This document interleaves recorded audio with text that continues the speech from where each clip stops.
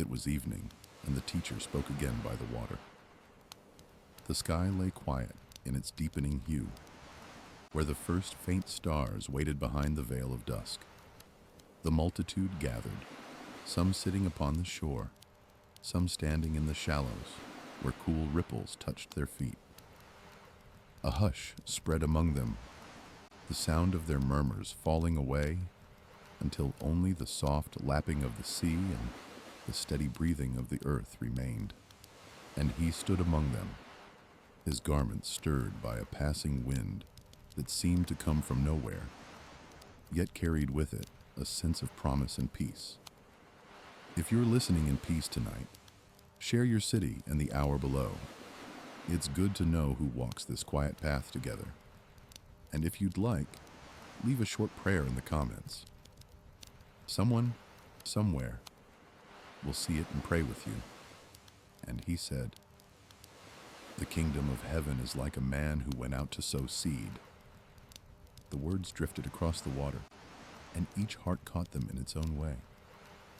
Some heard a story for the mind, others a whisper for the soul. He spoke of things familiar, of soil, of wind, of the unseen life that waits within a small and fragile thing. The children leaned closer, their eyes bright with wonder. The elders listened with the ache of remembrance. He spoke slowly, not with haste, and his voice fell like rain upon thirsty ground. "Some seed fell by the wayside," he said, "and the birds came and devoured them. Some fell upon stony places where they had not much earth. They sprang up quickly, but when the sun rose, they were scorched and withered, for they had no root. Some fell among thorns, and the thorns grew up and choked them. But some fell upon good soil and brought forth fruit, some 100-fold, some 60, some 30. And when he paused, the silence deepened, not empty, but full, as though the air itself had bowed in reverence. The waves folded one over another, as if they too sought meaning. He looked upon them, fishermen, mothers, wanderers, those who had walked miles through dust and hunger to hear him. And he said, "He that has ears to hear, let him hear." Then he walked a little way from the water's edge, and those nearest followed. The twilight dimmed to shadow, and the stars kindled more clearly above. In the stillness that followed, his presence seemed to draw all things toward light. The hum of the night insects, the rustle of palms, the tremor of a heart that longed to believe. The teacher sat upon a rock, and the people encircled him. The air carried the scent of the sea and the faint sweetness of the fields beyond. A woman pressed her hand to her chest, as though to still her heart. A man who had once scoffed found himself unable to turn away. There was no haste in him. Every word came as if it had always been there, waiting to be spoken. Those who heard began to feel the weight of his simplicity, the strange depth in his telling. The parable was not only about seed or soil, but about the secret places within them, the hardened paths of the heart, the rocky ground of fear, the thorns of the world that steal the breath of faith. Yet he did not explain. He simply allowed the mystery to rest. The truth was not hidden to be lost, but to be sought. A light wind passed, and he lifted his eyes toward the horizon. In the faint glow that lingered there, sea and sky became one. It was as if the whole world waited on his breath. He spoke not of power or rule, but of listening, of the patient hearing that allows the word of life to take root. Some in the crowd thought of their own labor, how often they had cast effort upon unyielding ground. Some remembered words spoken in anger that had taken no root in love, and a few, quiet and trembling, began to understand that the soil he spoke of was not the field, but their own hearts. The teacher's gaze was gentle, yet searching. He looked not merely upon their faces, but through them, to the deep chambers where the seed of faith might one day grow. He said nothing more for a long time. The people stayed, though night had fallen, as if unwilling to leave the sound of his silence. When he finally rose, the crowd parted with reverence. Torches flickered in the distance, and the fishermen turned again to their boats. The teacher walked slowly along the shore, his feet leaving faint marks in the sand that the tide soon erased. Behind him, voices whispered of what they had heard. Some understood, some did not. Yet all carried something away, a stirring they could not name. And though the night grew cool, a warmth remained where he had spoken. The stars above shimmered like scattered seed across the dark soil of heaven, each one promising light yet to be born. The sound of the sea became a hymn, endless, patient, echoing the rhythm of his words. And so the evening closed upon them. But in the hearts of those who listened, the story did not end. It lived, quietly, beneath the surface, waiting for its hour to break through, to bear fruit in the fullness of time. In the quiet that followed, the people spoke among themselves, wondering at his words. But before the dawn had lifted its pale edge upon the sea, a man came from the road that led down from Capernaum, a Roman centurion, armored not in pride, but in need. His stride was steady, yet there was a trembling beneath it, a reverence that seemed out of place upon one who commanded others. The air was cool, and mist rose from the earth like a veil, softening the clatter of his steps. He sought the teacher, not as one of authority, but as one searching for mercy beyond the reach of power. When he found him, the teacher stood beneath the shade of an olive tree, speaking quietly to those who waited near. The centurion halted a little distance away, as if aware that he was treading upon holy ground. His hands, used to giving orders, now folded before him in humility.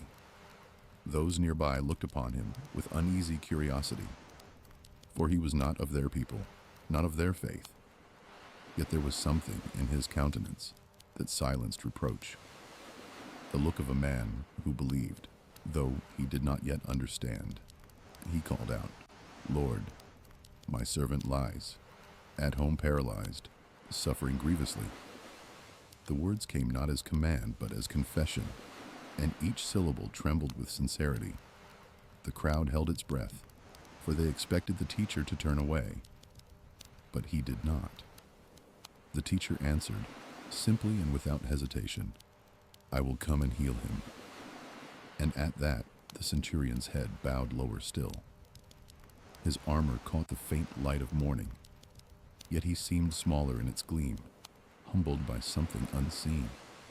He said, "Lord, I am not worthy that you should come under my roof, but speak the word only, and my servant shall be healed. For I also am a man under authority, having soldiers under me. I say to one, 'Go,' and he goes. To another, 'Come,' and he comes. And to my servant, 'Do this,' and he does it." At these words, a silence deeper than before fell upon the place. It was not the silence of uncertainty, but of wonder, the kind that settles when truth enters a human heart with perfect clarity. The teacher lifted his eyes toward the centurion, and in them was both surprise and joy, for he saw faith that stretched beyond the boundaries of nation or name. He said to those who followed him, "Truly I tell you, I have not found so great faith, no, not in Israel." His gaze returned to the centurion, and the weight of his compassion seemed to rest upon him like sunlight through cloud. "Go your way," he said softly. "As you have believed, so be it done unto you." The centurion bowed once more, and something like peace entered him. Not pride, not triumph, but quiet certainty. Then he turned and walked the long road home, the dust rising faintly beneath his feet. He did not hasten. He did not question. Every step was trust. Those who had watched were left in stillness, uncertain how to speak, for they had seen no gesture, no laying on of hands, no outward sign. Yet when word reached the house that hour, the servant rose from his bed, whole and restored. The household marveled, and fear mingled with joy, for healing had come as unseen as wind, carried only by faith and the word of the Lord. The teacher moved on from that place quietly, not lingering in glory, but turning again toward the next village. His disciples followed, whispering among themselves of what they had witnessed. Some understood, others only felt the tremor of something vast and holy stirring beyond reason. The centurion's faith became their mirror, a lesson that belief is not measured by closeness of touch, but by the distance the heart is willing to trust. The path ahead wound through fields already brightening under the rising sun. Dew clung to the grass like countless tiny pearls, and the fragrance of earth rose sweet and clean. The teacher walked as one who knew every leaf and stone, his steps neither hurried nor slow, each moment bearing eternity's calm. And those who lingered behind spoke softly of what had happened, how a word spoken in one place had changed another far away. Some lifted their eyes heavenward, trying to see how such a thing could be, but others simply fell silent, knowing that the mystery itself was the answer. Faith had reached where sight could not. Love had bridged where distance stood. The centurion's humility had become the gate through which power entered without sound. And all who heard of it, near and far, felt within themselves a stirring, the faint, growing conviction that what is unseen is more enduring than what the eyes behold. The teacher's face shone gently in the morning light, and those who walked with him sensed that this faith, this trust born not of proof, but of surrender, was the very soil in which the kingdom begins. The sea murmured behind them, and the hills before them glowed with the promise of day. And so, among the whispers of wind and the quiet awe of hearts awakened, the story of the centurion's faith took root, not only in those who saw it, but in every soul thereafter that dared to believe in what cannot yet be seen. The morning passed into the stillness of noon. The road wound gently along the shore where the waves came soft and rhythmic, touching the feet of those who followed the teacher. He spoke little now, for his silence carried its own depth. Each pause became a teaching, each breath a space for the heart to listen. Those who had witnessed the faith of the centurion carried its wonder still, murmuring quietly of the word that had crossed distance and brought healing. And again, the teacher spoke to them, not in rebuke, but in quiet awe. Many shall come from the east and the west, he said, and shall sit down with Abraham, Isaac, and Jacob in the kingdom of heaven. His voice was low, steady, filled with the calm certainty of truth. But the children of the kingdom shall be cast into outer darkness. There shall be weeping and gnashing of teeth. The disciples heard and were troubled. They did not yet understand how faith could be found in one who did not know the law, nor how hearts so far away could be drawn near by trust alone. But the teacher looked upon them, and the sorrow in his eyes was not for judgment, but for longing. Longing that they too might see as the centurion had seen, with the eyes of the heart, and not the proofs of flesh. As they walked, the sound of their sandals mingled with the whisper of the sea. One of them asked softly, "Master, how can a man believe without seeing?" The teacher turned, his gaze resting upon the questioner, like the sun touching the morning dew. Faith, he said, is not born of sight. It is the breath of the soul that remembers light, even in darkness. Blessed are they who have not seen, and yet have believed. They walked on, each pondering in silence. The words sank deeper than the sound that carried them, descending into places within the heart where reasoning cannot reach. The younger ones among them found comfort in the thought, though they could not yet name it. The older ones felt a tremor of change, as though the old ways of knowing were being gently undone. The road turned inland toward the hills. Fields stretched wide, their grasses moving like living waters under the wind. Children played among the furrows, their laughter rising and falling in the air. The teacher paused there, watching them, and in his stillness there was both tenderness and truth. To such as these, he said, belongs the kingdom of God. For faith, he knew, was not born of might nor of wisdom, but of simplicity, of trust that does not question its own trust. The centurion, hardened by war and accustomed to command, had entered that childlike place without hesitation. His words had not sought proof. His heart had already found peace in believing. And because of that, the unseen had become visible. The disciples remembered the moment, how the teacher's word had gone forth, invisible as the wind, yet carrying power that healed across distance. They remembered the look upon his face when he heard the soldier's plea, that quiet marvel, that joy that faith had been found where none expected it.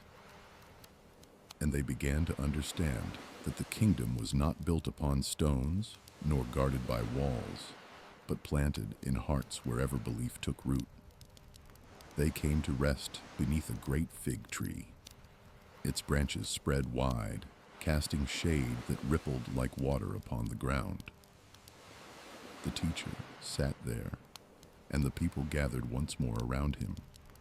The scent of ripened fruit filled the air. He did not speak immediately.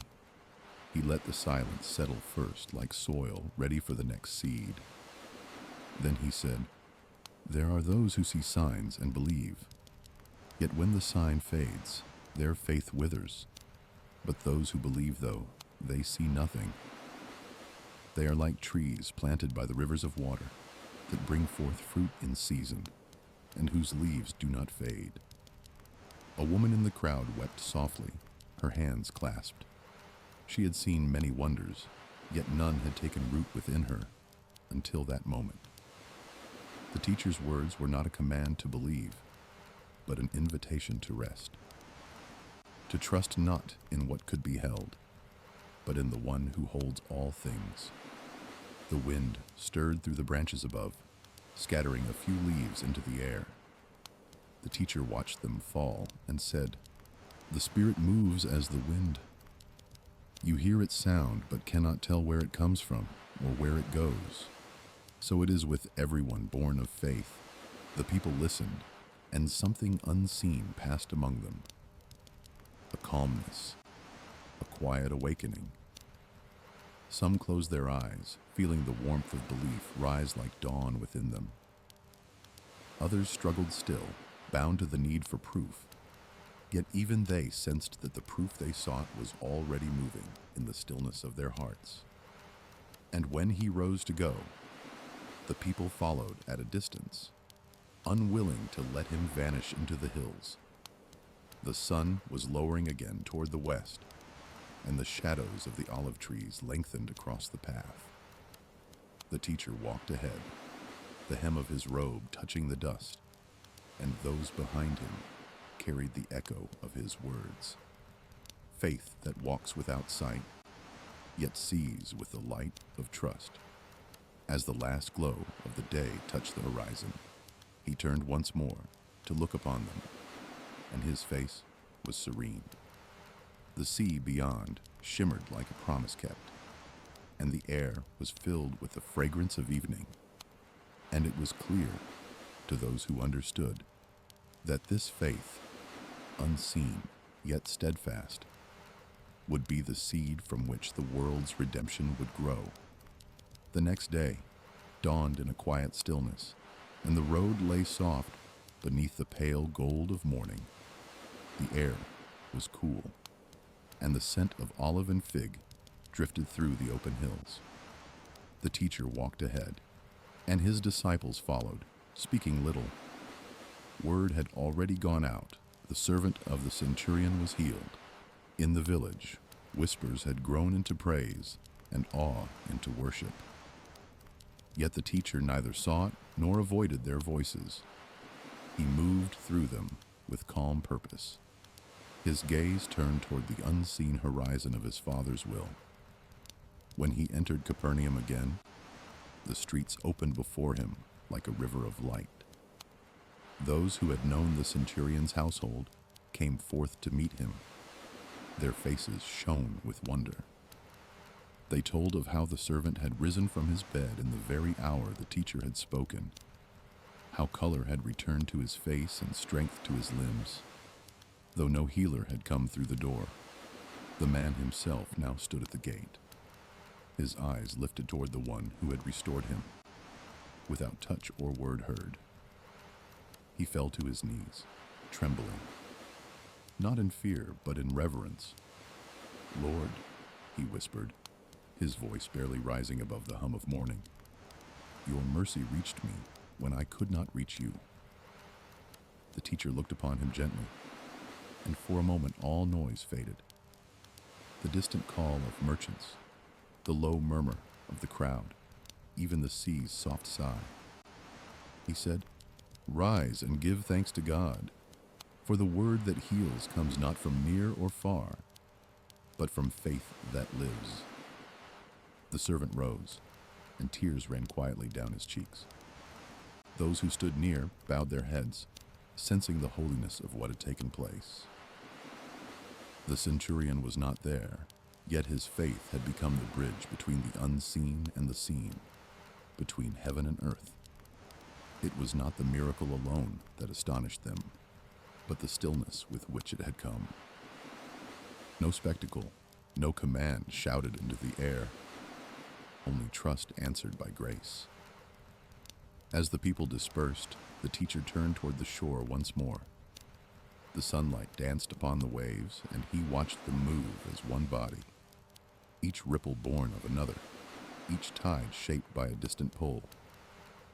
"So is faith," he said to those beside him. "It flows unseen, yet it moves the depths." One of the younger followers, still in awe, asked softly, "Master, how can such faith dwell in one who has not known the law?" The teacher smiled faintly, as light bends through morning mist. "The law is a lamp," he said, "but faith is the flame. The lamp can be carried in any hand, but only the flame gives light." They walked on in silence, and as they passed through the fields, the teacher lifted his hand toward the growing grain. "Each seed," he said, "waits in darkness before it breaks forth. So too does faith live unseen until it bears fruit." The disciples watched the breeze bend the stalks as if they bowed in prayer. Some among them understood that faith had no boundary of tongue or land, that it lived wherever hearts opened themselves to the breath of God. Others still wrestled with the thought, their minds bound by what had always been taught. Yet none could deny what their eyes had seen, a healing born from nothing but trust. As they came to a well beside the road, the teacher sat and rested. Travelers passed by, and a few drew near to ask for blessing. He spoke to them each in quiet tones, not of power, but of peace. He told them that the heart made humble becomes the place where miracles dwell, that the proud find no room for the seed to root. The sun climbed higher, and the air shimmered with heat. The teacher drank from the well and gazed across the plain where the centurion's home lay in the distance, a small shadow upon the land. He said softly, The word has already gone forth, and it does not return void. Those around him listened, though they could not hear the rest that he spoke within his heart. A prayer that faith might take root not in one, but in many, that those who saw the fruit might seek the tree, and those who found the tree might know the sower. The road wound onward, and they followed, their steps slow beneath the weight of what they had witnessed. The teacher's robe moved with the wind, brushing the dust like water upon the earth. He spoke once more, before they turned toward the next town. Faith is the seed of sight, he said, and when it flowers, even the unseen becomes light. The servant's house grew quiet again. Yet it was not the same silence as before. It was the hush that follows healing, the peace that lingers where grace has been. In the upper room, the window stood open, and the breeze carried with it the echo of a voice that had spoken once and forever. And beyond that room, through the city, across the hills and over the fields, hearts began to awaken, stirred by the story of a soldier's faith and a word that healed without touch. It spread like dawn across the horizon, unseen yet unstoppable, carried from mouth to mouth, from heart to heart, until even those who had never seen the teacher began to feel that somewhere faith had taken root in them as well. And thus the servant was restored, and through him the quiet power of belief was made known. For the word had gone forth not to be heard, but to be lived, and in its living the world began to change. When the crowd had quieted and the day drew toward its soft decline, he spoke again. The wind lay still across the hills, and the light of the sinking sun spread like oil upon the fields. Those who remained sat upon the grass, weary yet unwilling to depart. They had seen healing. They had felt power. But now he would give them something deeper. A word not of wonder, but of wisdom. He lifted his hand, and the murmur of the people faded until only the voice of the teacher filled the air. The kingdom of heaven, he said, is as a man who went forth to sow seed. The sound of his voice was steady and tender, like water flowing through dry land. The people leaned closer, for the parables always came like veiled treasure, plain in form, hidden in meaning. He spoke of the man who scattered his seed freely, not counting the furrows nor weighing the ground. Some fell by the wayside, he said, and the birds came and devoured them. Some fell upon stony places, where there was little earth. They sprang up quickly, but when the sun rose, they were scorched, for they had no root. Some fell among thorns, and the thorns grew and choked them. But others fell into good soil and brought forth fruit, some 100-fold, some 60, some 30. As he paused, a child nearby turned the earth with a stick, watching the dust rise in small clouds. The teacher's eyes rested upon the little one for a moment, and a quiet smile crossed his face. For the child, without knowing, mirrored the very mystery of his words. The disciples sat close by, each pondering. They had walked beside him long enough to know that nothing he said was idle. Yet the meaning lay beyond the reach of the simple ear. The crowd listened, half understanding, half longing, sensing truth, but not yet grasping it. Then he said, "He that has ears to hear, let him hear." The air was thick with stillness. The scent of the sea carried faintly on the breeze, and in the distance, doves rose from the olive groves, their wings glinting in the last light. When the multitude began to disperse, a few came closer, their faces marked with wonder and confusion. "Master," they asked, "why do you speak in parables?" He looked upon them, his gaze gentle, patient. Because the heart must hunger to understand, he said. To some it is given to know the mysteries of the kingdom of heaven. To others, it is not yet time. They see, but see not. They hear, but hear not. For their hearts have grown dull. But blessed are your eyes, for they see, and your ears, for they hear. He turned his eyes toward the west, where the sun sank behind the hills. The seed, he continued, is the word of God. The sower casts it upon all kinds of ground, for grace makes no distinction. But the fruit is found only in the soil that receives, endures, and yields in love. A breeze stirred again, moving through the stalks of grain that bordered the path. The people followed his gaze and saw how the light touched each head of wheat, setting it aglow. Look, he said, the good seed and the barren ground lie side by side beneath the same sky, yet only one bears fruit.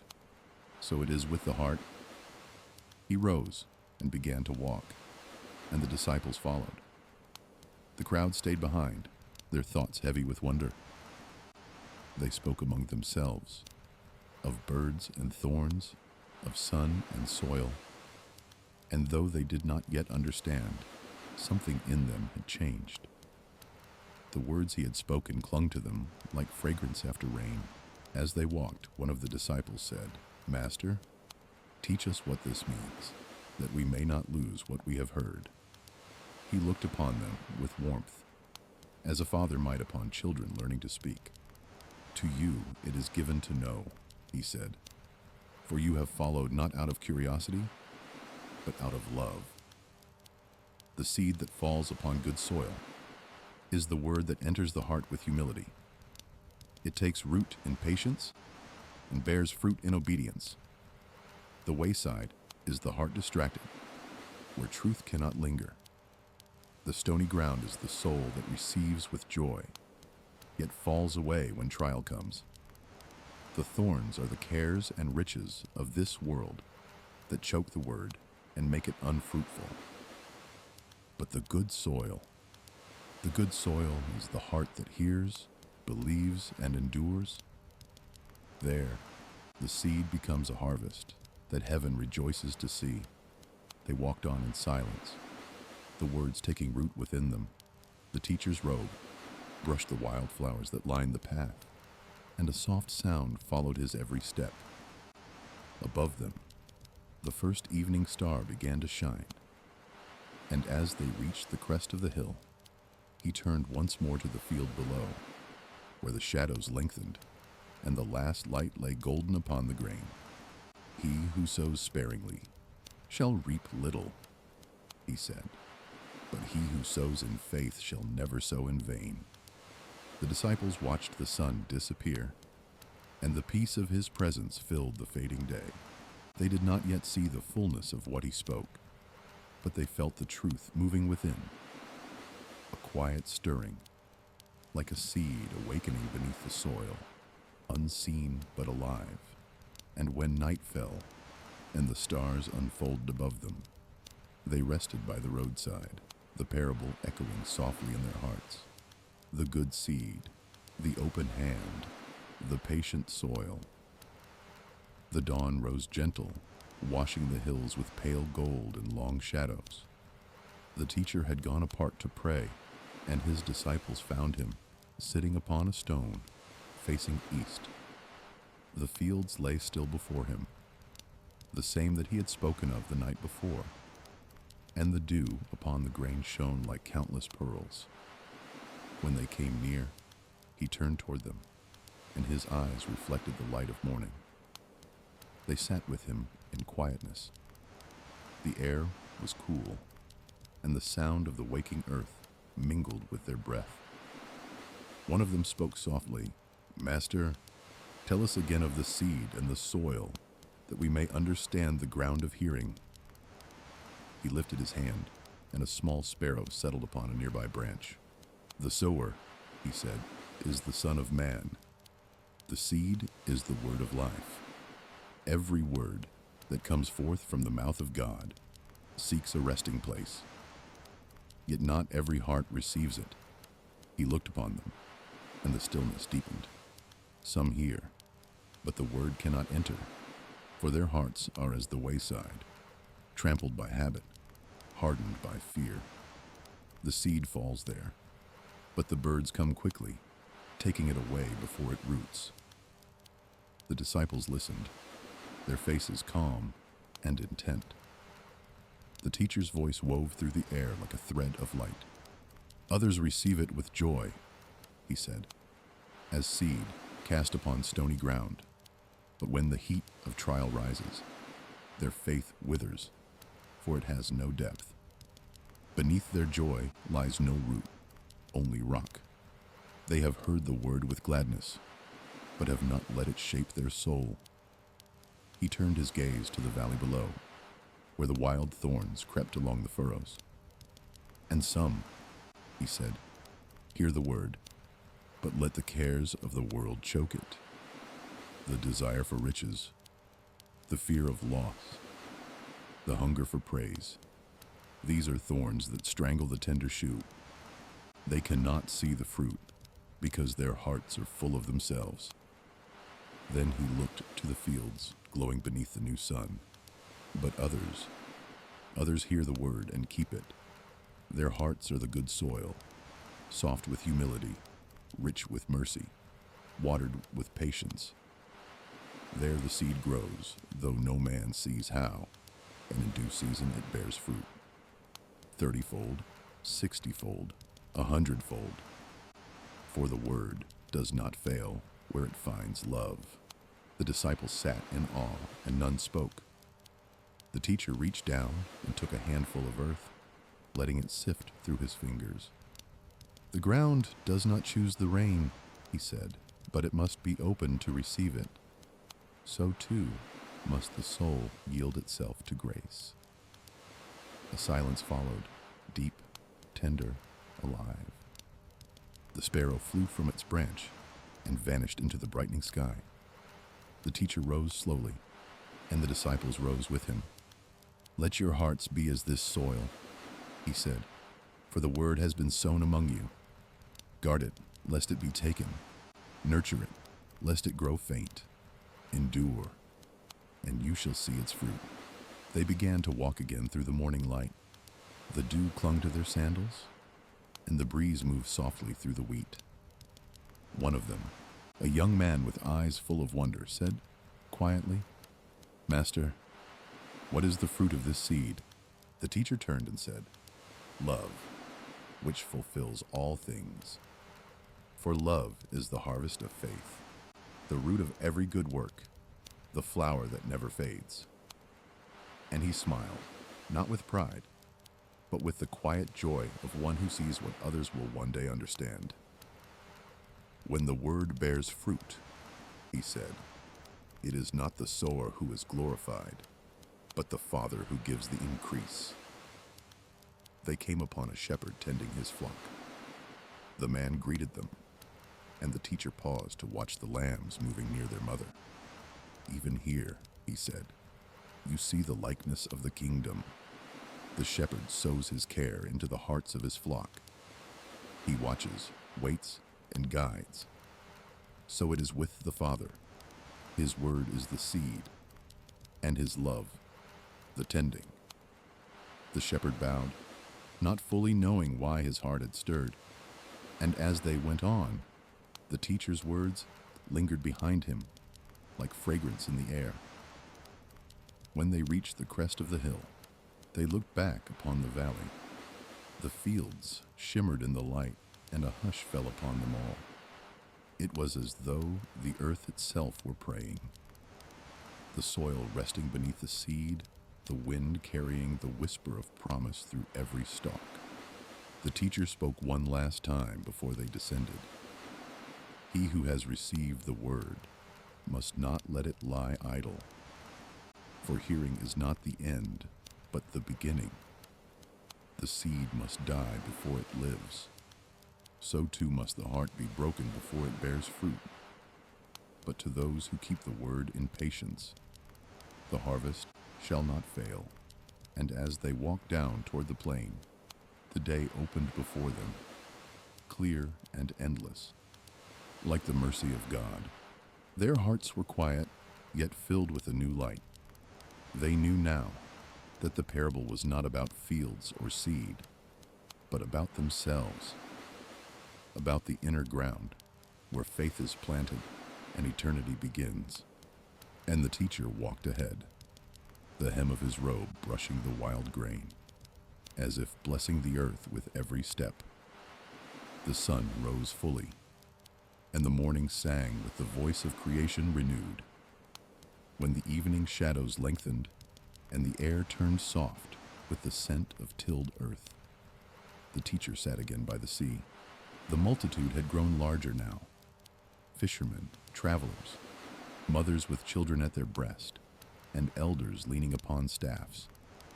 They had come from far villages, drawn by the echo of his words. Some had heard of the soldier's faith, some of the servant's healing, others only that a man spoke of heaven as one who had come from it. The waves lapped gently against the shore. In the fading light, he looked upon them with compassion. Their faces were tired, their hearts hungry, and when the quiet had deepened enough for the soul to listen, he began again to speak. "The kingdom of heaven," he said, "is likened unto a man who sowed good seed in his field. But while men slept, his enemy came and sowed tares among the wheat, and went his way. When the blade sprang up and brought forth fruit, then appeared the tares also." He paused, and the murmuring of the sea filled the stillness between his words. So the servants of the householder came and said, "Sir, did you not sow good seed in your field? From where then come these tares?" And he said unto them, "An enemy has done this." The servants asked, "Will you then that we go and gather them up?" But he said, "No, lest while you gather up the tares, you root up also the wheat with them. Let both grow together until the harvest. And in the time of harvest, I will say to the reapers, Gather first the tares, and bind them in bundles to burn them, but gather the wheat into my barn." The people listened, and their hearts were stirred. For they understood the field, and they knew the labor of waiting. But the meaning lay hidden beneath the story like treasure buried deep in soil. Some nodded in thought, some whispered to one another. Others looked upon the teacher and felt the weight of something greater than the tale itself. The slow patience of God, the unseen work of time.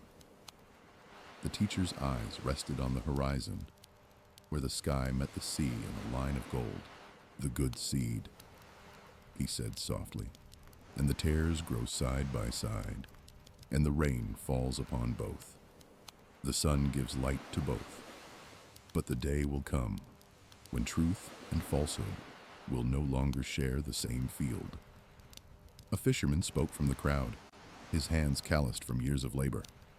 "Master," he said, "why not cast out the tares now, before they choke the wheat?" The teacher turned toward him, and his gaze was steady, kind. "Because mercy waits," he said. "The roots of the tares are bound with the wheat, and to uproot one too soon is to harm the other. The Lord of the harvest is patient, not willing that any should perish. In the end, every plant will show what seed it bears." The fisherman bowed his head, and those near him felt the truth settle within them, that judgment belongs not to the sower, but to the season appointed for harvest. The teacher rose, and the last light of the sun rested upon his face. The water glimmered around him, and the breeze carried the faint salt of the sea. "The field is the world," he said, "and in every heart lies both good seed and weed. The wise gardener tends both with patience, for he knows that time reveals what soil has received." He spoke further, "When the harvest comes, the reapers shall separate them. The false shall be gathered and burned, for it bore no fruit of light. But the good shall be gathered into the house of the Father, where the fields never wither, and no shadow remains. The words moved through the crowd, like the wind through grain. Some wept softly. Others stared out toward the sea, seeing in its vastness the patience of heaven. The teacher's parable was not of anger, but of mercy. That God's justice works as quietly as growth, unseen yet certain, until the appointed day. As he finished, twilight folded over the gathering. The people lingered, unwilling to leave. The stars began to pierce the deepening blue, each one glinting like a promise kept. The teacher sat again upon a rock, and the disciples drew near. One asked, "Master, do you mean that in the end all shall be judged by their fruit?" He nodded. Every tree is known by its fruit. The seed cannot lie. What grows from it shows the truth of what was sown. Yet do not fear the tares among you. They test the strength of your roots. In patience, the wheat becomes strong. The waves sighed along the shore, and the night grew fragrant with myrtle and cedar. The teacher's voice softened to a whisper, as though speaking not to their ears, but to their hearts. The harvest belongs to God. Until that hour, be faithful. The field is wide, and the sower is good. They sat long after he had finished, watching the stars reflected in the water. The meaning of his words would ripen slowly within them, as the grain ripens beneath sun and moon, silent, unseen, but sure. And when at last they rose to depart, the sea carried his voice in its rhythm, repeating like a heartbeat through the dark. Let both grow together until the harvest. Morning came with a quiet brilliance, the sea calm as polished glass beneath the rising sun. The teacher and his disciples walked along the edge of the fields, where the stalks of wheat swayed in soft rhythm to the breeze. The people had not dispersed far. They lingered in small groups along the path, speaking among themselves about the story of the good seed. Some pondered, some argued, and some simply watched him pass with wonder in their eyes.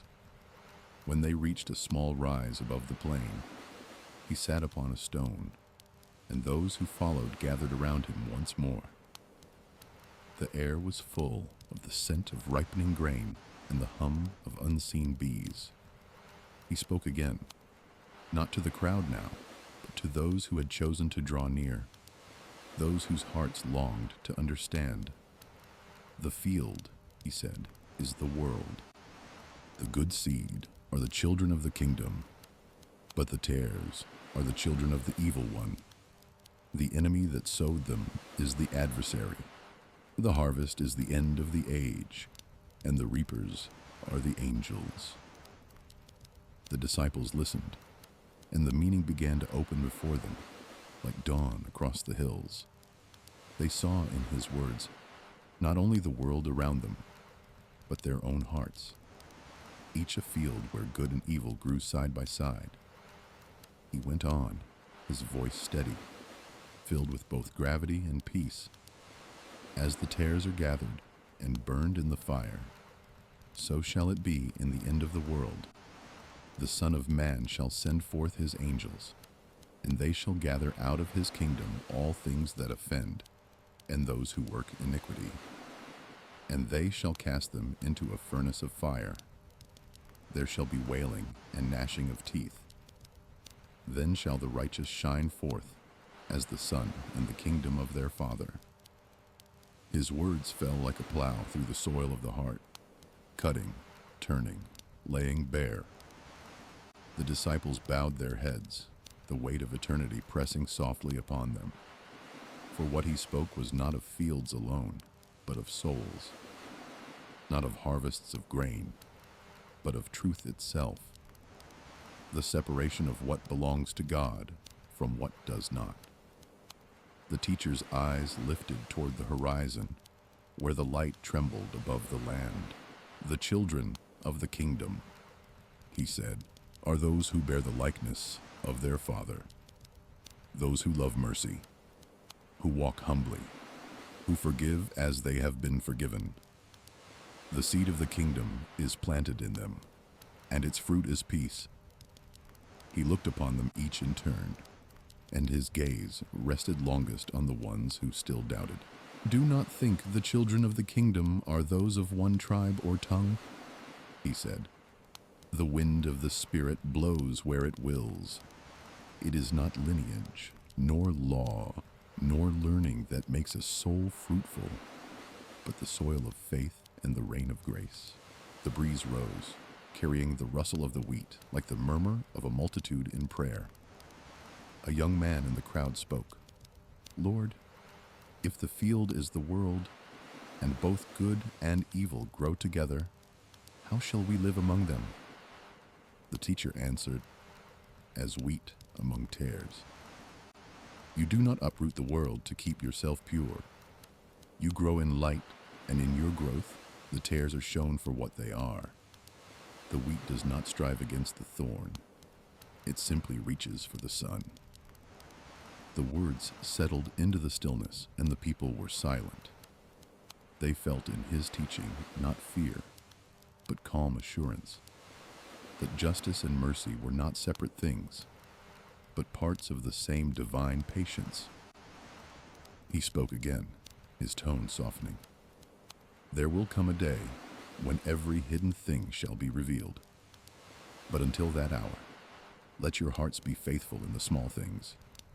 Sow kindness where hatred grows, truth where lies have taken root. For every act of love is a seed of light in the field of this world. The sun climbed higher, and its warmth touched the gathered faces. The teacher rose and walked slowly among them, his hand brushing the tips of the grain. You are the children of the kingdom, he said quietly. The world is your field. Let your roots go deep in grace and your fruit be for the healing of others. A woman near the edge of the crowd wept softly, not from sorrow, but from awakening. She had come thinking the kingdom was far away, yet now she understood that it had been within her all along, waiting, like seed beneath the soil, for the word to awaken it. The teacher's voice carried once more, low and certain.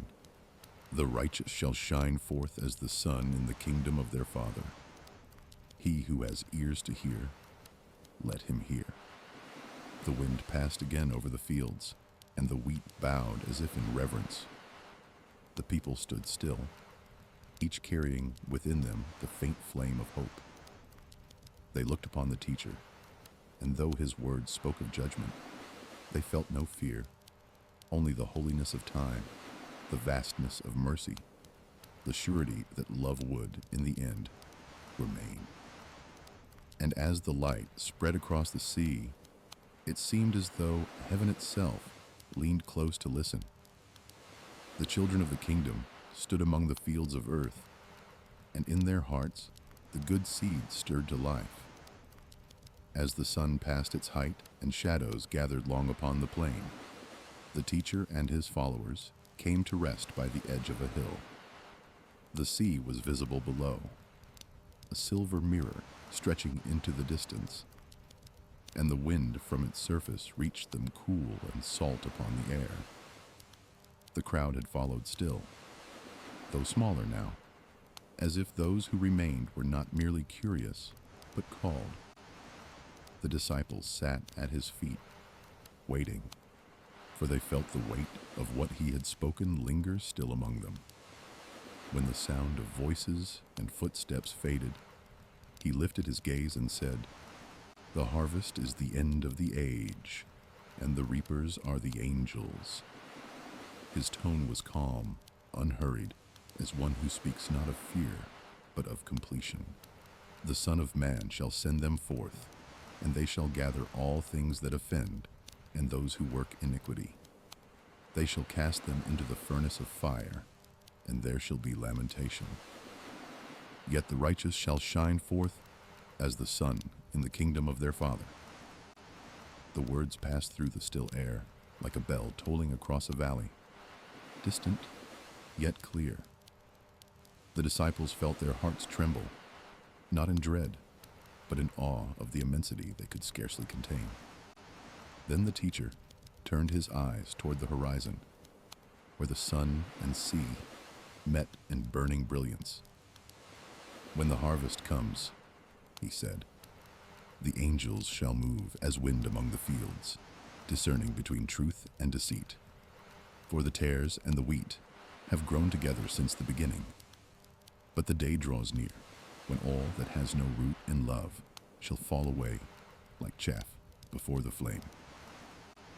He paused, and the silence that followed seemed to stretch into eternity. The waves below moved in rhythm, as though echoing his words. The disciples watched him, the light of the setting sun upon his face, and they felt in that moment that heaven and earth had drawn near enough to touch. "The patience of the sower," he said, "is not weakness. The field ripens in time, and what is hidden will be revealed. The good and the evil, the humble and the proud, all grow under the same sky, watered by the same rain. Yet in the end, each will bear fruit after its kind."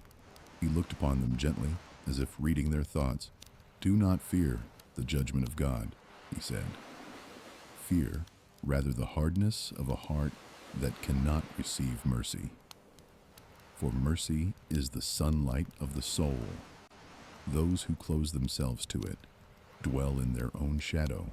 A murmur passed among the crowd, some whispering of the angels, others of the fire. But he continued, his tone low and even, his eyes far away. "The furnace that consumes the chaff is the same fire that purifies the gold. The judgment of God is not destruction, but the making whole. A fire that burns away what cannot remain until only truth endures." The people listened, and the fear that had first stirred within them began to soften into understanding. The teacher spoke not of terror, but of cleansing, not of wrath, but of restoration.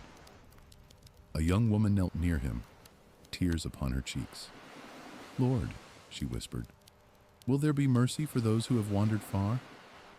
He looked down at her, and his voice was tender. "There is no distance the light cannot reach. Even now, the angels watch and wait for the lost. When the harvest comes, those who turn their face toward the sun shall find themselves gathered into the Father's barn." The disciples felt their hearts lift. The parable that had seemed a warning now glowed as a promise. That all the waiting, all the weeding, all the pain of growing in this world would not be in vain. He rose, and they rose with him. The wind moved through the tall grass, bending it in waves of silver and gold. "The harvest belongs to the Father," he said, "but the sowing belongs to you. Sow mercy, sow peace, sow forgiveness. For what you plant in others, you will find in your own field." The sky deepened into rose and amber. The first stars began to gleam faintly above the sea. The teacher turned to walk down the slope, and those who followed did so in silence, the sound of their steps mingling with the hush of evening. A boy among them carried a small sheaf of wheat he had gathered from the field. When they reached the shore, he laid it upon a rock before the teacher. "Is this what you mean, Lord?" he asked shyly. The teacher smiled and placed his hand upon the child's head. "It is the beginning," he said, "for the kingdom is like this handful of grain, small in the world's eyes, yet full of promise. What begins in the soil shall one day fill the barns of heaven." And the boy smiled, understanding only a little, yet feeling peace fill his heart. The last light of the day dimmed, and the stars grew brighter. The people drifted away one by one, carrying in their hearts the image of angels moving through ripened fields, gathering the fruit of faith. And the teacher lingered by the water's edge, looking upon the waves that reflected the heavens. His voice was scarcely above a whisper as he said, "He that endures to the end shall be saved." The sea answered with its endless rhythm, and the night closed around them like a promise kept, that the day of the harvest would come, and that love, once sown, would never die. The next morning, a pale mist rose from the sea, softening the edge of every sound. The teacher stood upon a rise where the air was cool and fragrant with thyme and cedar. The people gathered again, drawn as if by an unseen tide. Some carried the weariness of labor upon their faces. Others, the quiet glow of hope newly kindled. The night's parable of the harvest lingered in their minds, heavy with meaning, yet sweet with promise. When the mist began to lift, he spoke once more, his voice calm and resonant in the still air. "Then shall the righteous shine forth as the sun in the kingdom of their Father," he said. "For light does not remain hidden forever." The people turned their faces toward him, and the faint warmth of dawn touched their cheeks. He looked upon the sea, now silver, and awake beneath the rising sun. "A lamp," he said, "is not lit to be placed beneath a basket, but upon a stand, that it may give light to all who are in the house. So let your light shine before men, that they may see your good works and glorify your Father who is in heaven." His words fell softly, but they carried the strength of eternity. The people listened, and a stillness came over them that was more than silence. It was the quiet of understanding beginning to bloom. He lifted his hand toward the east. "The sun rises not for itself, but to bless all it touches. So too the children of the kingdom. They shine not by their own light, but by the light of the one who sent them.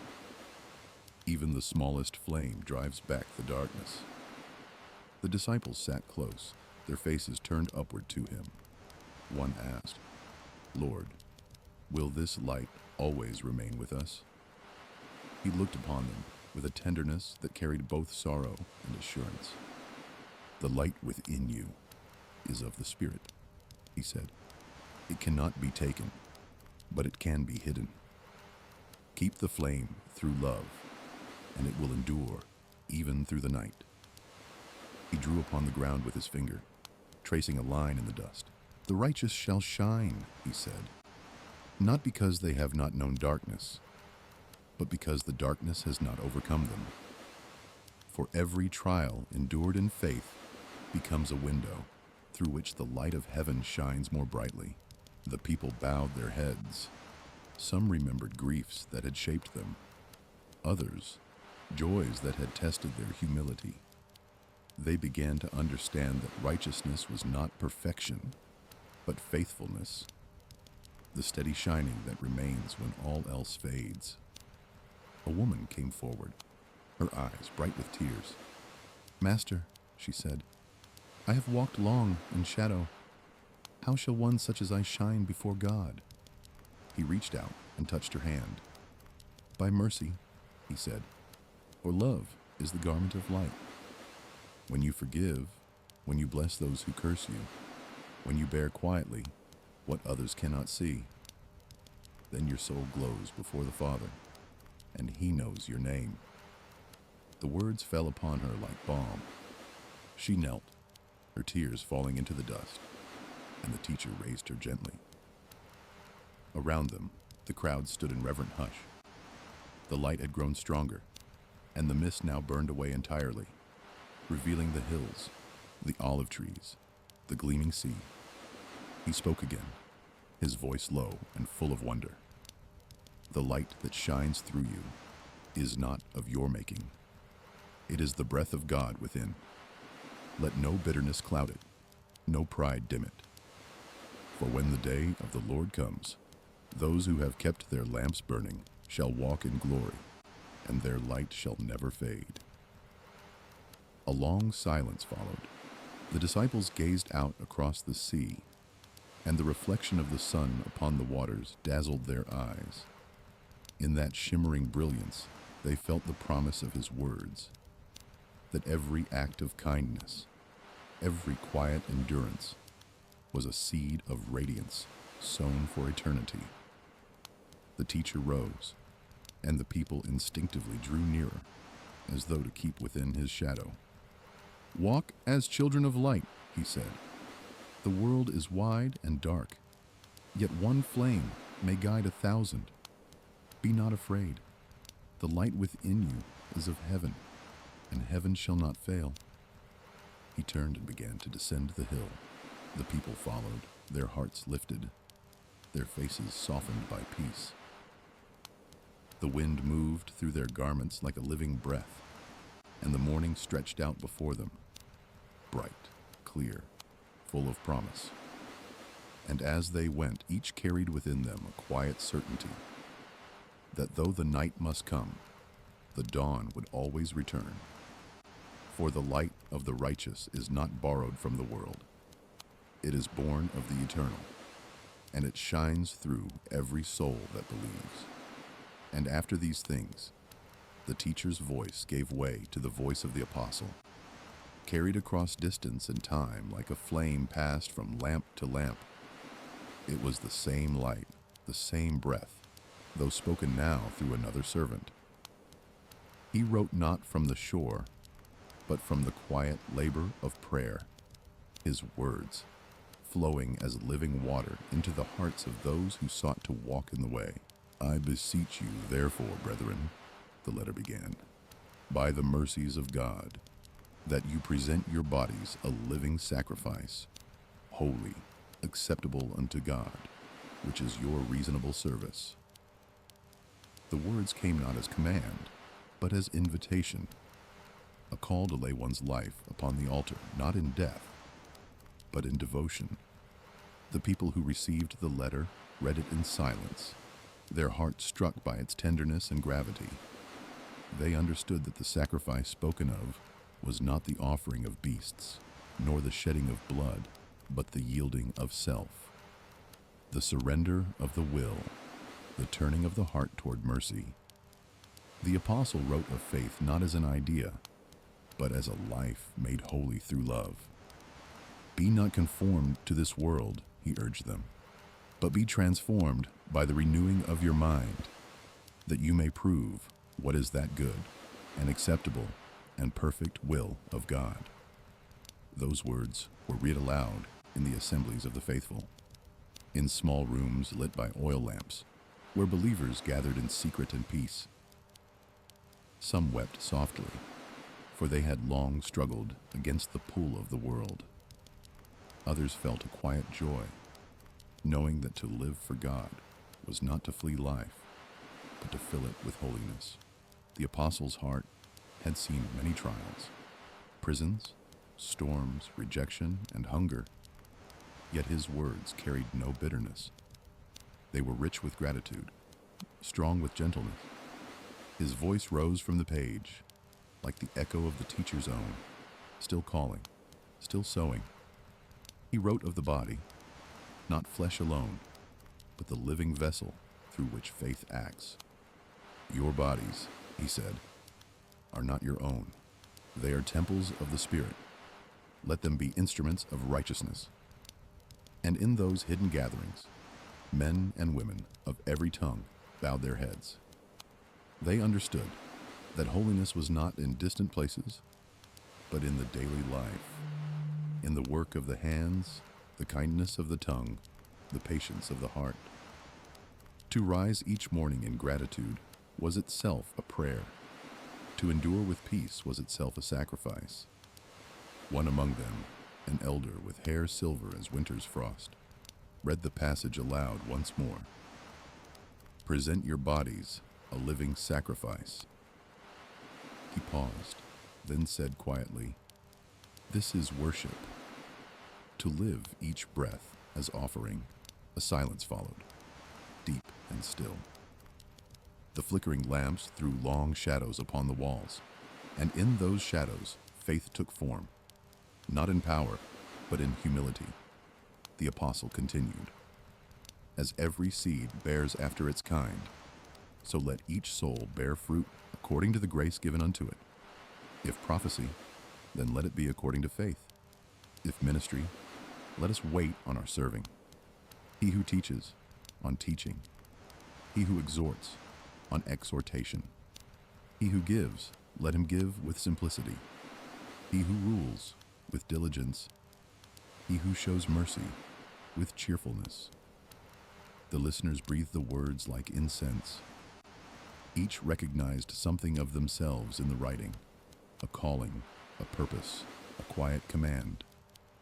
Some had felt small, hidden in the world's shadow, but now they saw that every gift, however humble, was light in the hand of God.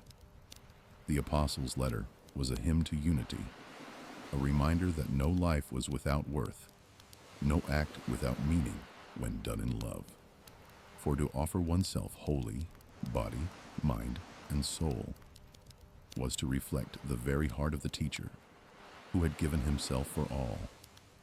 Outside the city walls, the night was vast and silent, but within the hearts of those who believed, a holy fire burned, the altar of living faith. They understood, as they read the letter, that worship was not confined to the temple, nor bound to the hour of prayer. It was the posture of the soul before the eternal, the daily rising, the quiet obedience, the steadfast hope. And as the words spread from home to home, from city to city, they became a river that nourished the weary.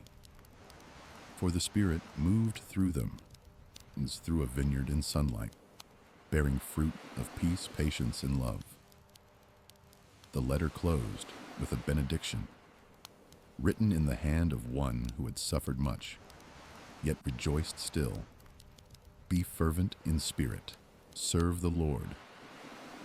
And those who read it lifted their eyes, strengthened by the promise that the living sacrifice, the life offered in faith, would never be forgotten. The harvest would come, and every quiet act of devotion would shine like wheat in the kingdom of the Father. The letter passed from hand to hand, from the hidden gatherings of the faithful in dimly lit rooms, to those who read by the faint light of dawn. Its words were not written to a single people, but to all who sought to live as vessels of grace. And among its many counsels came a tender and commanding line, one that would linger in every heart that heard it: "Be transformed by the renewing of your mind." It was read aloud by one who had seen much of life's shadows, a woman who had once walked the markets of the city, her eyes turned toward the world's glittering noise. Now she sat in silence, her hands folded upon her lap, her face lifted toward the faint glow of an oil lamp. When she heard the words, they entered her soul like water into parched ground. To be renewed in mind, she thought, was to see again with the eyes of the heart, to let truth, not fear, become the shaping power of her days. The apostle's voice, though carried through ink and parchment, seemed to speak as if near. "Do not be conformed to this world," he wrote, "but be transformed."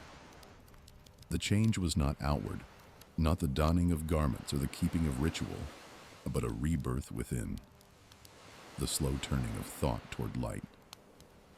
It was the renewal of perception, the washing away of the dust of habit until the soul could reflect again the image of its maker. And so those who heard the letter began to live by it.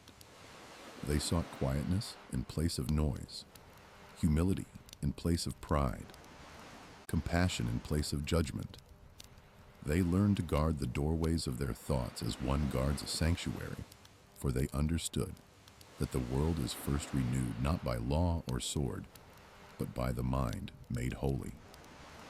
The apostle had written also of humility, of each soul's measure of faith, For I say, he wrote, through the grace given unto me, to every man not to think of himself more highly than he ought to think, but to think soberly, according as God has dealt to every man the measure of faith. And this word humbled them. They, who had once compared gifts and ranks, now saw that each measure was perfect in its purpose. One bore the light of teaching, another the light of mercy, another the quiet strength of endurance. Each was a vessel, filled not for pride, but for service, not for display, but for love.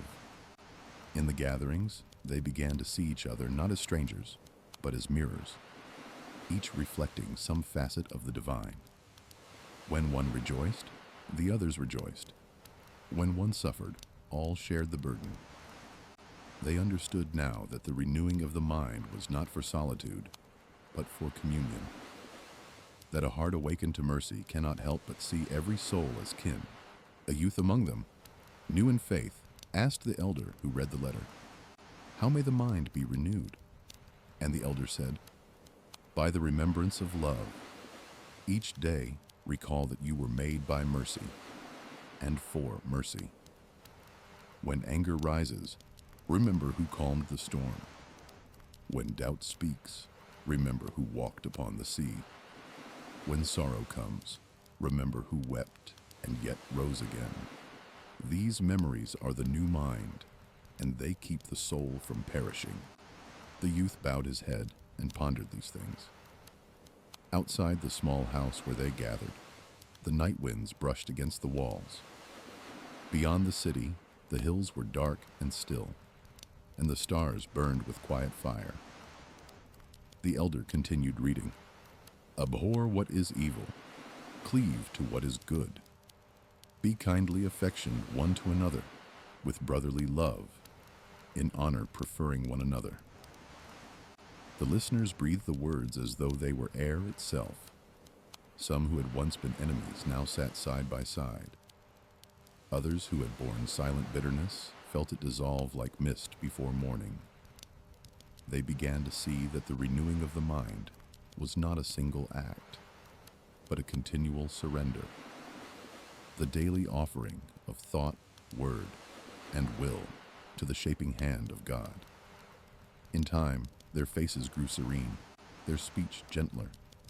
Those outside who mocked them began to notice the strange calm with which they lived, unhurried, unshaken, their joy quiet yet steadfast. They gave when they had little, forgave when wronged, served without expectation. Their renewal was not written upon their faces, but upon the way they bore each day as gift and altar. And when the letter was read again, for it was read many times, they heard it not as strangers, but as those who had begun to live its truth. The words were no longer distant instruction, but familiar breath. "Be transformed," it said, and they knew the transformation. Not as sudden flame, but as light dawning within them, steady and unending. The renewal of the mind had become the renewal of their world. What once was cold grew warm. What once was bitter, sweet. The field of the heart, once tangled with weeds, now bore quiet fruit. And when they prayed, their words were simple. "Let the mind of Christ be in us."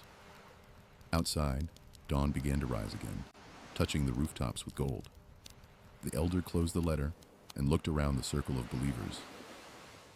"It is enough," he said softly. "The seed is growing." And in that still hour, their hearts glowed with a light not of their own. The quiet radiance of minds made new, of lives given wholly to the will that is good and perfect. The days passed, and the letter continued to move from place to place, from Rome to the valleys beyond, from one humble dwelling to another, where believers gathered in faith and fear, their hearts joined in unseen fellowship. Wherever the words were read, the same silence followed, the silence of recognition. For the apostle had written of the mystery that holds them all together, One body, many members, each different, yet each belonging wholly to the other. He wrote, "For as we have many members in one body, and all members have not the same office, so we, being many, are one body in Christ, and every one members one of another." The listeners bowed their heads. In those words, they saw their small community reflected. The strong and the weary, the joyful and the broken, each needed, none alone. They began to understand that the kingdom was not built of solitary souls, but of hearts woven together by grace.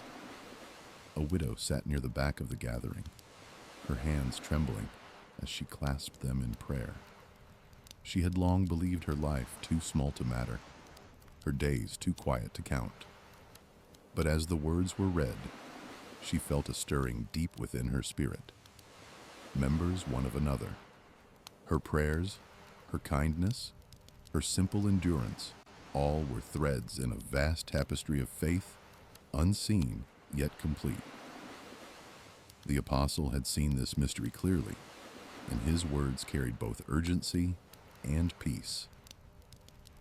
"Having gifts differing according to the grace that is given to us," he wrote, "let us use them."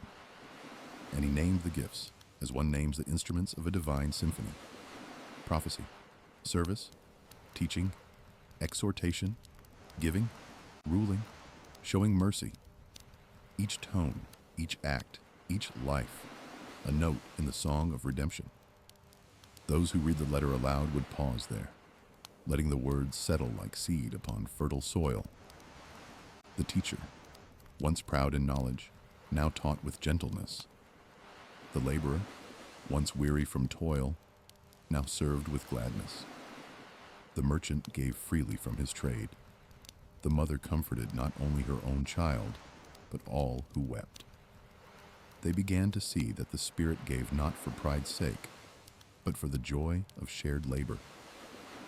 And so they lived, not as many, but as one. A body whose heart beat with the rhythm of love.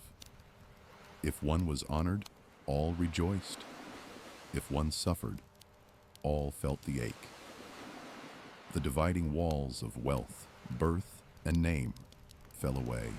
There were no masters, no slaves, no scholars, no fools.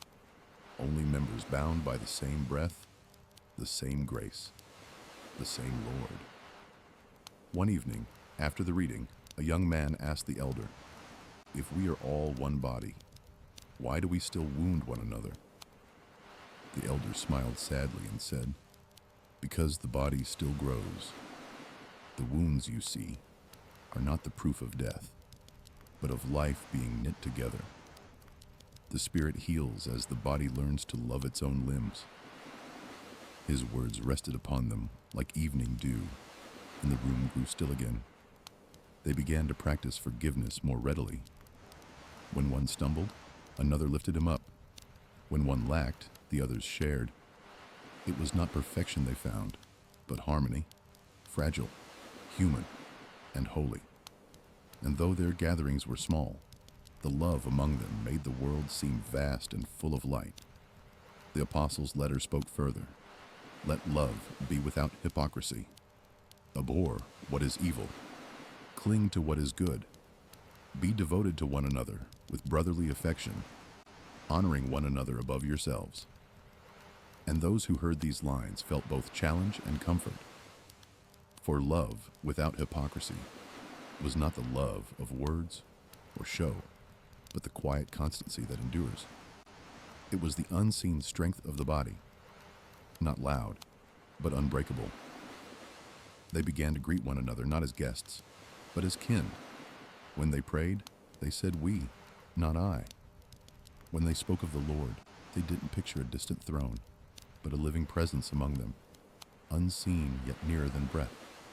And as the night deepened, they sang. Their voices rose softly, blending into one sound. Many tones, yet one melody. Some sang in joy, others through tears. But together, their song became an offering. One body, lifting one praise. The light of the oil lamp flickered across their faces, and it seemed to them that heaven itself leaned close to listen.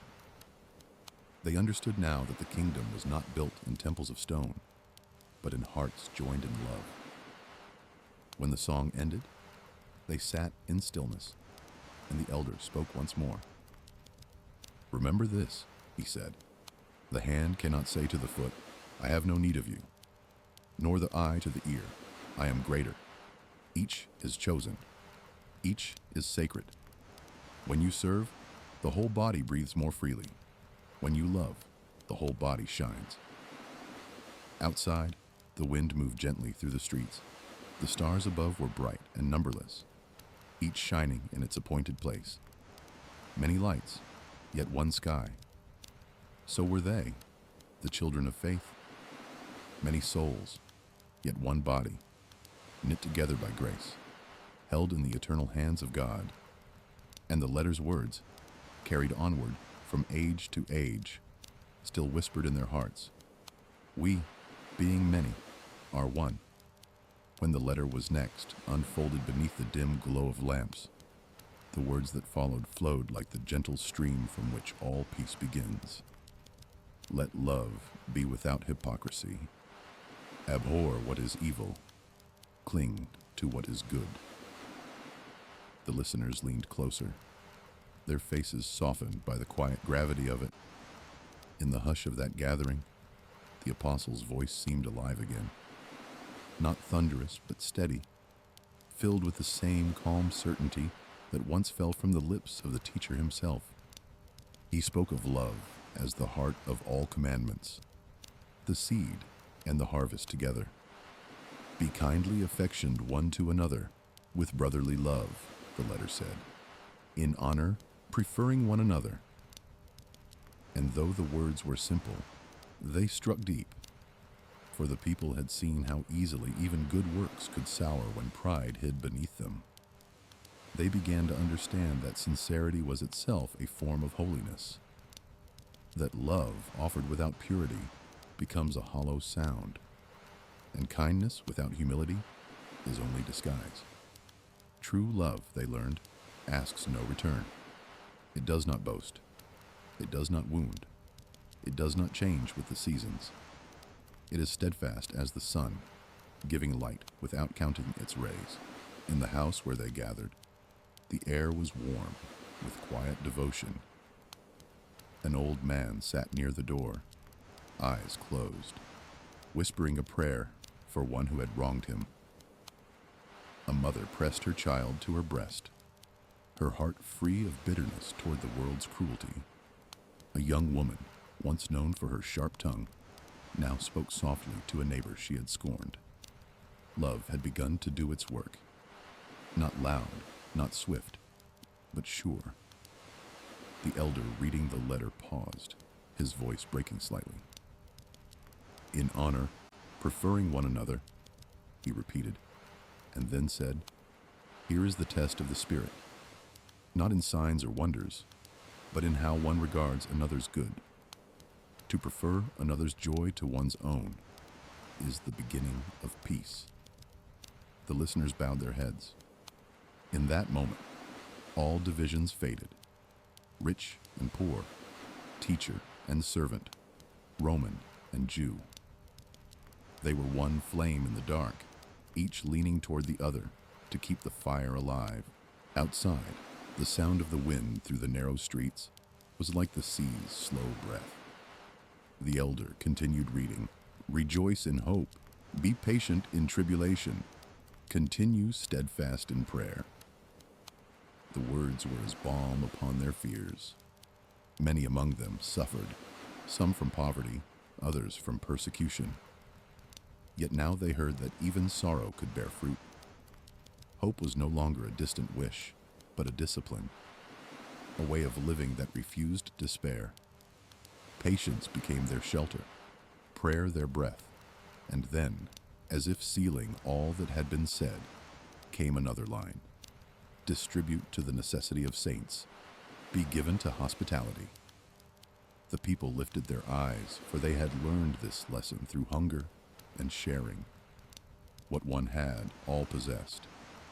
What one lacked, all bore together. Their tables were simple, but their joy abundant. They knew that love is never poorer for being given away. A traveler entered then, weary from the road. He had come by rumor of the believer's kindness. Without hesitation, a young man rose, drew water for his feet, and offered bread. The elder smiled and said quietly, "Here is the letter fulfilled." And when the meal was shared, they spoke of the teacher's own words. "When you did it to the least of these, you did it unto me." The sound of their laughter mingled with the faint crackle of oil lamps, and the air was filled with something greater than comfort. The still, steady joy of love unfeigned. Before they parted, the elder spoke once more. "Let love be without hypocrisy," he said, "for where deceit enters, the spirit withdraws. Let your heart be single, your mercy without condition, your peace without measure. For love that is pure needs no witness. It is its own testimony before heaven." The people nodded, and many wept quietly, not from sorrow, but from the soft breaking that comes when pride yields to grace. Outside, night covered the city like a cloak, but in that small room, a light glowed, not from flame alone, but from hearts kindled by truth. They understood at last that holiness was not thunder or vision, but the simple constancy of love that does not wear a mask. And as they prayed together, their words rose like incense. "Lord, teach us to love without measure, without deceit, without end." The wind pressed gently against the shutters, and the flame of each lamp leaned as though in answer. The days grew long with summer's warmth, and the believers read again from the letter by the light that filtered through narrow windows. The air was still, scented with the faint sweetness of pressed oil and bread. Outside, the city stirred with noise and commerce, but within their quiet gathering, the world seemed far away, hushed by the weight of holy words. "Rejoice in hope," the elder read. "Be patient in tribulation. Continue steadfast in prayer."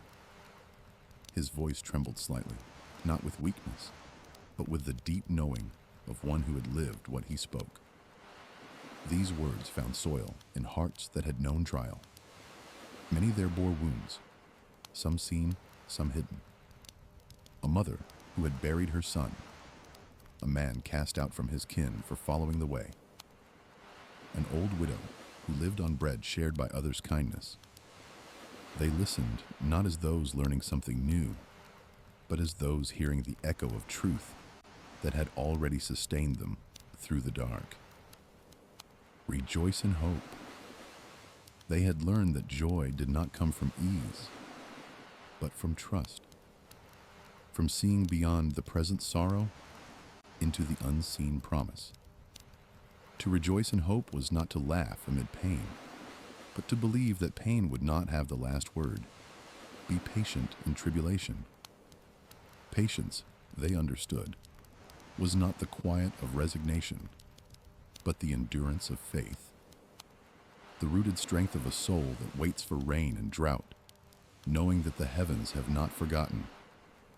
Continue steadfast in prayer. Prayer was no longer an act of speech alone, but the steady rhythm of the heart. Gratitude when there was little, forgiveness when it cost much, silence when words failed. They prayed as those breathing, for prayer had become their breath. The elder closed his eyes and spoke from memory. "Bless those who persecute you. Bless and do not curse." The words hung heavy in the air. Some shifted uneasily, for they had seen the cruelty of men and the hardness of the world. Yet, even so, the command stood like a mountain unmoved by storm. He looked upon them and said softly, "This is the labor of the saints. not to answer darkness with darkness, but to overcome it with patience. Every insult borne with grace, every wrong endured in silence, is a seed of light sown in the field of eternity. A woman in the corner wept quietly. She had been reviled by her neighbors, mocked for her faith. Yet something in those words pierced her grief. The elder's gaze met hers, and he said, "Your tears are not lost. The Lord gathers them as rain for the harvest of peace." He read again, "Rejoice with those who rejoice. Weep with those who weep." And at this their hearts were stirred anew. The fellowship of faith was not built upon uniform gladness, but upon shared compassion, to stand with one another in every season, joy and sorrow alike. They remembered the teacher who had wept at a tomb and rejoiced over faith found in the humble. They knew then that holiness was not detachment, but deep feeling sanctified by love, joy that celebrates others' light, sorrow that joins another's cross. The night deepened, and a hush fell upon the room. The elder's voice grew quieter. "Be of the same mind one toward another. Do not set your mind on high things, but condescend to men of low estate. Be not wise in your own conceits." These words struck their pride as a plow through hard soil. They saw how easily self could return, even beneath the garments of faith, how one might serve and still seek praise, teach and still crave honor. Yet in the apostles' wisdom, they heard a gentler way. The humility that looks not down but across, seeing each person as beloved dust touched by grace. One of the younger believers, troubled by doubt, spoke, "How can we bear such patience when the world mocks us and the wicked prosper?"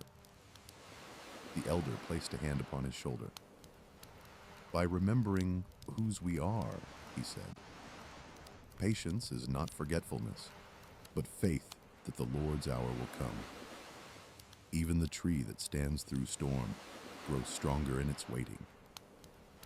They sat in silence, letting the truth sink deep. Outside, the wind rose, brushing against the shutters like the breath of unseen wings. The elder closed the letter and lifted his face. "Beloved," he said, "tribulation is not our enemy, but our teacher. It shows what roots we have. When you are wronged, do not curse. When you are forgotten, do not despair. These are the fires that refine the gold of faith, and when you have endured, your joy will shine with the light of eternity." The believers lifted their eyes, and a strange calm filled the room. Not ease, but strength. They knew the road ahead would not be gentle, yet they felt the peace of those who have already surrendered the outcome to God. And when they prayed again, their voices blended in one low murmur that rose like incense through the still air. "Teach us to rejoice in hope, to be patient in trial, and to pray without ceasing." The elder listened, and his heart was full. He knew the letter's words would outlive them all, finding new soil in every age, faith that endures, love that suffers long, patience that outlasts pain. And when the lamps burned low, they left quietly into the night, walking through the narrow streets with faces lifted toward the stars. Each step was prayer, each breath a hymn of trust. The days turned gently toward autumn, and the air grew mild, with the scent of ripened fruit and pressed wine. The letter was read again in a small courtyard, where vines hung heavy upon the walls. The believers sat close together beneath their shade, the murmur of distant city life softened by the peace that rested among them. The elder's voice rose and fell with slow cadence as he read, "Recompense to no man evil for evil. Provide things honest in the sight of all men. If it be possible, as much as lies in you, live peaceably with all men." The listeners were silent for a long while. The words felt at once beautiful and difficult. A road, narrow yet filled with light. To live peaceably with all men was to walk without armor, to carry no sword of vengeance in the heart. Yet they remembered the one who had prayed for his persecutors, who had spoken forgiveness with his dying breath. The command, though heavy, was holy. The elder lifted his eyes. Peace, he said, is not the world's bargain. It is not made by equal power, nor by fear. The peace of Christ is born of surrender, the stillness that trusts God's justice more than its own. A man among them, scarred from labor and grief, spoke softly.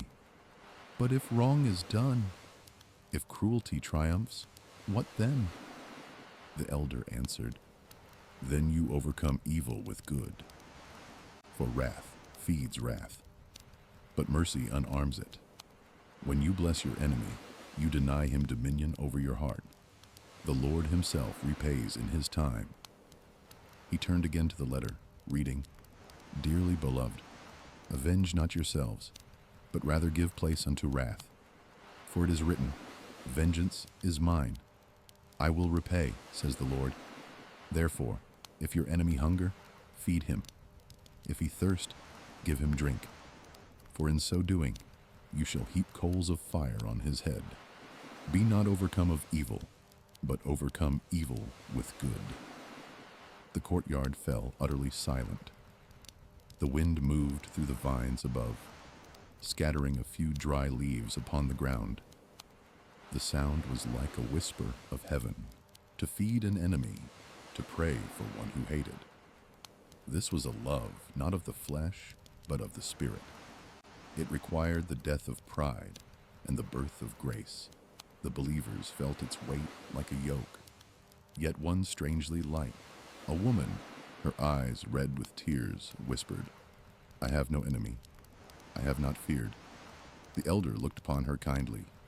Then fear no longer, he said. Perfect love casts out fear. If your heart rests in God, none can truly harm you. Forgive, and you will be free. The light shifted, and the shadow of the vines crossed their faces like moving water. The words of the apostle were alive among them, reshaping their hearts into peace.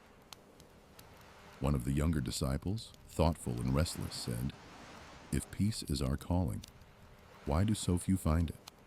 Because peace, the elder replied, is not found, but made.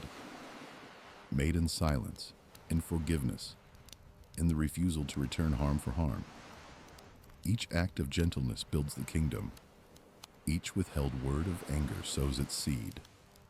He closed the scroll and sat back. The murmur of the city returned faintly from beyond the wall, but no one rose to leave. The people pondered in stillness, and it seemed that even the air waited with them. Then he said, The world will call you weak for loving. But remember, the cross was the world's measure of weakness, and yet it broke the power of death. Strength that kills is no strength at all. Only love endures. The listeners bowed their heads. Some wept, others prayed in silence. A few reached across the circle to clasp the hands of those beside them. The peace the apostle spoke of was no distant dream. It was here, among them, breathing, fragile, eternal. The elder lifted his voice one last time before the gathering dispersed. If it be possible, he said, live peaceably with all men, and when it is not possible, still desire peace. For the longing itself is holy. When the gathering ended, they went their ways quietly. The evening light fell gold across the streets, and the world seemed gentler than before. A beggar was given bread, a harsh word was left unspoken.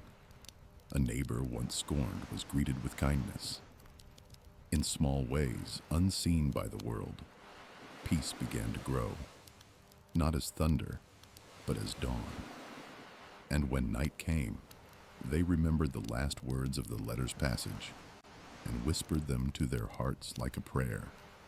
Be not overcome of evil, but overcome evil with good. The stars shone steady overhead, patient witnesses to the peace that was being born below. Night and dawn had passed many times since the letter was first read, yet its words did not fade. They lingered in the gatherings like fragrance after prayer. The believers now lived as those who awaited a sunrise unseen, walking softly through a world still shadowed, carrying within themselves a light not of their own. One evening, the elder gathered them again beneath a low roof, where oil lamps glowed and the air was thick with the scent of burning wicks. He opened the scroll to the place they knew by heart, knowing the time that now it is high time to awake out of sleep. For now is our salvation nearer than when we believed. His voice trembled with quiet urgency. The room fell still. The believers felt the truth stirring through them like wind through leaves. Awake, the letter said. Rise from the dimness of habit, from the weariness of delay. The night is far spent. The day is at hand. The elder lifted his eyes, and his face was radiant with the gentleness of one who sees beyond fear. The apostle speaks of no ordinary sleep, he said. He speaks of the slumber of the soul, that forgetfulness which dulls the flame of faith.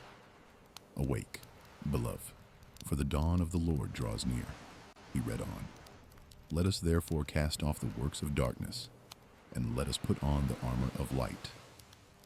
Let us walk honestly, as in the day, not in reveling and drunkenness, not in strife and envy, but put on the Lord Jesus Christ, and make no provision for the flesh. At the sound of these words, a reverent silence settled upon them. The image of armor gleamed in their minds, not iron or bronze, but light itself, radiant and undefiled. To be clothed in such light was to carry heaven into the streets, to bear love even through the world's cruelty. The elder spoke softly. The night is not eternal, he said. Every shadow ends in dawn. Yet if the soul loves the dark, it will not see the morning. The Lord calls us to walk as children of day, to live as those already redeemed, though the world still slumbers. A young man lifted his head. His eyes, once restless, now glimmered with the hunger of one awakening. What is this armor, Father? He asked. How do we put on the light? The elder looked upon him tenderly. By faith, that acts in love, he said. By kindness when wronged. By mercy when unseen. By truth spoken without fear. Each act of grace is a thread of light, and together they clothe the soul. Outside, the wind stirred the olive branches, and the faint sound of distant footsteps carried through the street. The city, still wrapped in its own sleep, knew nothing of the quiet flame growing within these few hearts. Yet heaven knew. The elder continued, when you walk in love, you wear the garments of the kingdom. When you forgive, you shine. When you give without asking return, the darkness withdraws a little more. This is the armor of light, the strength of gentleness, the courage of peace. The listeners bowed their heads. Some whispered prayers. Others wept softly. The fire of hope burned quietly among them. They understood that the night the apostle spoke of was not merely the world's sin, but every corner of the heart that still feared to trust the light. The elder unrolled the scroll further. Love works no ill to its neighbor. Therefore love is the fulfilling of the law. He smiled faintly and said, See, the same command returns. Love. It is the beginning and the end of every commandment. To love is to wake. To love is to live in the day. One by one, they rose from their places. The lamps flickered, and the golden light touched their faces. Each felt within a quiet resolve to walk as children of the dawn, to bear the light into the dark streets, into the bitterness of the world, into every wound they might meet. The elder lifted his hands in blessing. "You are light," he said, "not because of what you have done, but because of who dwells within you. Let no shadow persuade you otherwise." And when they went out into the night, they saw the stars burning above the rooftops, countless and still. They walked in silence, yet something in their steps had changed. Though the world slept, they moved as those already awake. The light that shone upon their faces was faint yet true, a promise of the greater light that would one day break upon all creation. For the night was indeed far spent, and the day was at hand, and those who walked in faith, though few, carried within them the dawn. The days turned once more toward harvest. The fields ripened under a tender light, and the air was filled with the hum of unseen life. Bees among the flowers, wind through the wheat. The believers stood at the edge of the plain, watching as laborers moved through the gold of the earth, gathering what had grown through months of patience and prayer. The sight stirred memory in them of the parable of the good seed, of faith sown and faith fulfilled. The elder, leaning on his staff, spoke softly. "So it is with the soul," he said. "Each heart is a field, and the Lord its sower. He has scattered his word among us, and now the fruit begins to show." They remembered the teacher's own voice, carried across the years. "The seed is the word of God."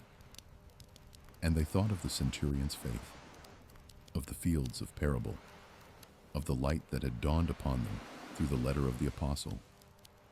All was one story, one seed, one harvest. The elder's eyes followed the reaper's movements through the field. "The harvest," he said, "is not only at the end of days. It begins each time a heart believes. Every act of mercy, every prayer whispered in love, every forgiveness given. These are sheaves gathered into the barn of God." The people listened, their spirits quiet. The sun hung low, painting the hills in amber and rose. The world seemed wrapped in peace, as though heaven itself bent close to hear. "Do not think," he continued, "that the sower has forgotten the soil. He knows where each seed has fallen. Some lie deep in shadow still, waiting for their season, but none are lost. Even the smallest faith, hidden and unseen, will one day break forth in glory." The words fell among them like soft rain. Some wept, for they had doubted their worth, thinking their little faith too small for the kingdom. But now they understood that the measure of fruit is not in size, but in steadfastness, that God himself gives the increase. The wind rose slightly, stirring the wheat so that it shimmered like a sea of light.